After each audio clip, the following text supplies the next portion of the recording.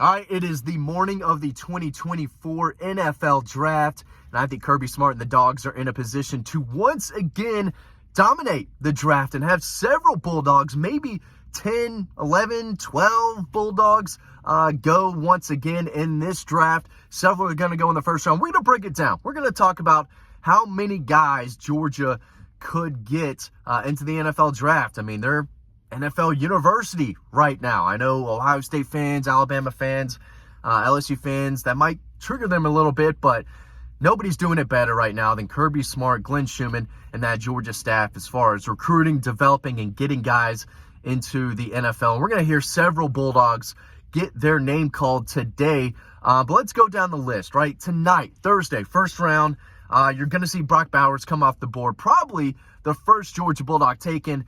I think he should be a top 10 pick. I think he is the best player pound for pound in this draft, especially at what he does. Brock Bowers is better at playing tight end than Caleb Williams is at playing quarterback, or Dallas Turner is at the edge position, or Marvin Harrison Jr. at wide receiver. Brock Bowers is a legitimate superstar, and I think if you're the New York Jets and he's there at 10, you have to take him. You have to take him.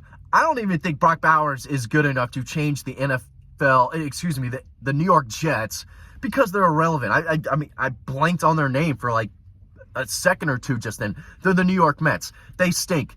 Nobody cares outside of New Jersey. They're the New Jersey Nets. Jets, by the way. Again, I can barely even think of them. That's how irrelevant they are. I would hate for Brock Bowers to go to the Jets, but he would make them better. He would make every team better. If you're the Giants, you're going to go pick Malik Neighbors at wide receiver. I know you need some help at receiver. Brock Bowers is a machine, and he's going to catch passes too. He's going to come off the board early. If he goes to the Saints, hide the knives. My wife, if she's watching, hide the knives. I do not want to see Brock Bowers playing for the New Orleans Saints. That would be a nightmare, absolute nightmare. Second guy coming off the board, probably Amarius Mims. I've told this story before. Probably the biggest 15-year-old I've ever seen. I remember seeing him for the first time, Bleckley County. It was in February of, I think, 2019. He was a sophomore, and he was a massive kid. I saw him coming around the corner. Had heard a lot about him. Had heard he had five-star potential. We had just saw Chaz Chambliss at Carrollton. We saw Tank Bigsby at Callaway. We saw Terrence Ferguson, who was an offensive lineman at Peach County, would go on to play at Alabama. So we were coming through West Georgia, going to Middle Georgia, and we had heard about him. We stopped to see him, and you could tell immediately this guy was different. 15 years old, just towered over Dean and myself. Dean's like 6'4", at least, maybe 6'5". Marius Mims at 15 years old was just looking down on him. Big, jolly kid, goofy kid, and man, he just got better and better, not only as a football player, but as far as transforming his body. But you knew he looked to be a first-round pick. At 15 years old, you could say, okay, I see it with this kid. He didn't play a ton at Georgia, only started 1 year, dealt with some injuries, but you look at the size and the potential and the length and the athleticism and the feet, the toughness, the physicality, the strength. This kid has it all, except a lot of experience, although he did play in big games and in big moments, and he thrived. In any other season, I know that this is a very heavy, top-heavy offensive line class, but any other year, I think Amarius Mims is going top 15, top 10, and maybe he does slide into the top 15, but he'll be the second guy off the board.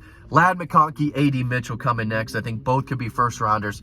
I think A.D. Mitchell, is probably the guy who's going to be taken first, but I think both of them could hear their names towards the end of the first round. A lot of teams towards the end, the Ravens, the Niners, the Chiefs, they all would love another weapon at wide receiver, especially the Chiefs. The Bills need someone.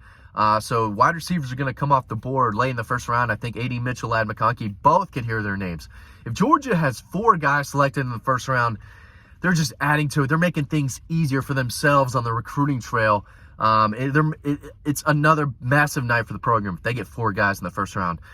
Second round, going to hear some more names come off the board. Kamari Lassiter, Javon Bullard, 2 of, I think, Kirby Smart's favorite players, and that says a lot. He's coached a lot of really good players that they were Kirby's guys. Nick Chubb was one of them. I think Azeez Ojulari was one of them. Javon Bullard and Kamari Lassiter are two up there as well. You could put Lewisine and Keely Ringo, I think, in that group, but he loved Kamari Lassiter not only because he could cover, but he's a leader. He's tough. He's physical. He can deliver a big hit. He can fight off a block and attack the wide receiver in the short passing game against the screens. He's an excellent run defender who can cover. And Javon Bullard will knock your head off too. Ask Marvin Harrison Jr., although he kept his head on during that big hit in the Peach Bowl. Javon Bullard's coming for you. He's intimidating, and he's a playmaker.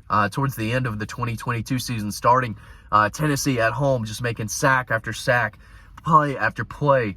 Against TCU, 3 turnovers, 2 interceptions, I believe, and a forced fumble or a fumble recovery.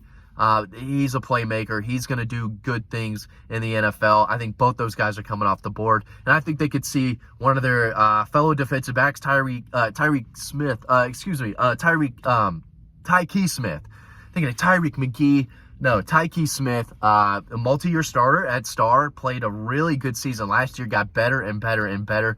Not the biggest, not the fastest, but again, he doesn't mind making a big tackle in the open field, and he can cover. I think led the team in interceptions last year, so he's definitely a guy to keep an eye on. Cedric Van Pran at center could come off the board right after that. He's one of the, I think, the best center in college football. He might be the second or third center taken. Maybe third round. I think you could see him go there. Maybe late second is where I would look for. If I'm a GM and I need a center, and Cedric Van Pran, multi-year starter, 2-time national champion, leader, just a guy who brings big-time experience in the SEC year after year after year. I mean, what more do you want out of a center than Cedric Van Pran? He's there late in the second round, and you need a center. That's your guy, and that's an A-plus pick. The running backs will be drafted probably 6th or 7th round. Kendall Milton, Dajan Edwards. Wouldn't surprise me to see Dajan Edwards go first just because he's a little faster, and you have to have speed in the NFL. A lot of guys can break tackles. A lot of them are tough and physical, and you need guys like that, but you need speed and shiftiness and the ability to make a guy miss because you're not going to run through a lot of defensive linemen and linebackers and even safeties at the NFL level anymore. So I think Dajan Edwards is a little slippier, can catch a little, more out of the backfield, although Kendall Milton can do that too. I don't see either of them going in the top 5 rounds. I hope they do, though. That would be excellent. As far as defensive linemen, Zion Logue, I think, could be a 6th, 7th round pick there.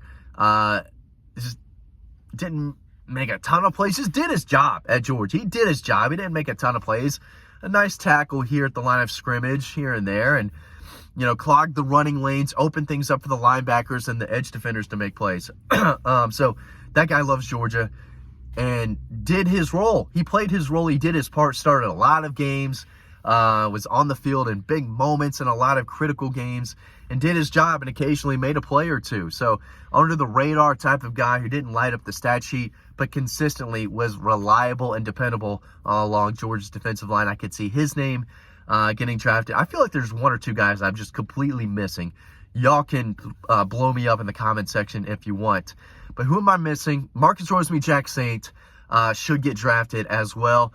Talking about a guy who fought through adversity and injuries, and good things happen when the ball went his way. And again, every time I go back and watch a little film, every game, there was one play where Marcus Rosemy-Jack Saint makes a turnaround catch or a leaping grab or a big-time catch with a defender draped all over him.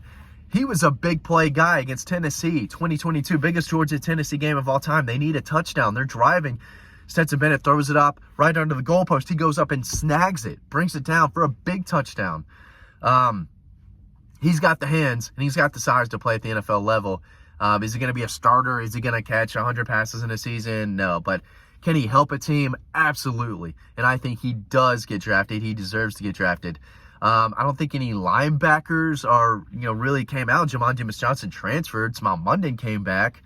Tresvant Marshall transferred.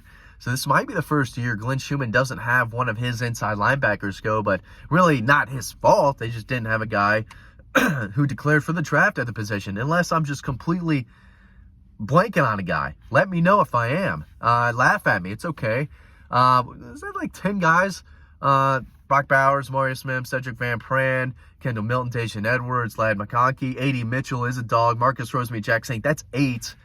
Javon Bullard, 9, as I do the fingers again. Kamari Lassiter, 10. Tyke Smith, 11. Zion Lowe could be 12. I mean, hey now, that'd be monster. That'd be a monster draft. I'm expecting something close like that to happen, and I'm probably still blanking on a guy or two that I'll think of as soon as I end this video. Maybe, let me know. You can sign up to our free newsletter. That link is down below. It's free to sign up. It's great. So make sure you sign up, and we got a lot of great stuff on Dawg Post right now. Thanks for watching this video. Hope you enjoyed it. Hope to see you on the website.